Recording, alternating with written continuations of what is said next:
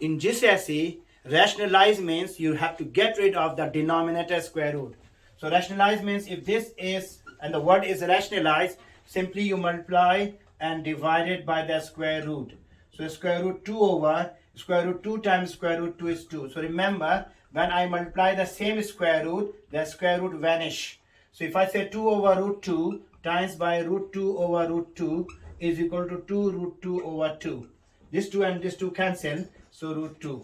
So rationalize 5 over root 5. So what will I do? I look at the denominator and I times by the same number here and here, and then times the top 5 root 5 and times the bottom, which is 5. 5 cancel and root 5 is the answer. Not only that, you just remember that rationalize means getting rid of the denominator square root. I don't want a denominator square root. So that is rationalize. Thank you very much.